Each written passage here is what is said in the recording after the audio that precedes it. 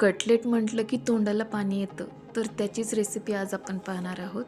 त्यासाठी इथे मी potato boil करून घेतलेले आहेत. त्याचसोबत इथे मी पोहे पण भिजवून घेतलेले आहेत.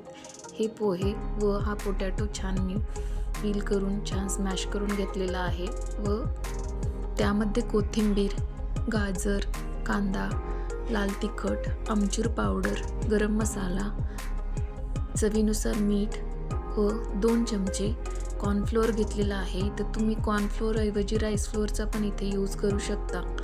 व आता हे व्यवस्थित असं मळून घेतलेलं आहे. 2 चमचे कॉर्नफ्लोअर घेऊन त्यामध्ये थोडंसं पाणी ॲड करून याचा आपल्याला घोळ बनवून घ्यायचा आहे.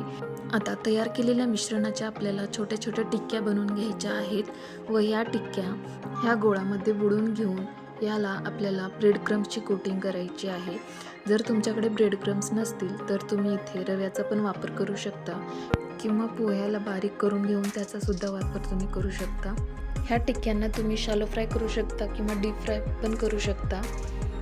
आता अशा प्रकारे आपले कटलेट छान कुरकुरीत, खमंग व दिसायला पण किती सुंदर दिसत आहेत. याची टेस्ट पण एकदम अप्रतिम होते. तुम्ही एकदा नक्की ट्राय करून बघा व ही रेसिपी कशी वाटली ते नक्की कमेंट करून कळवा. थँक्यू.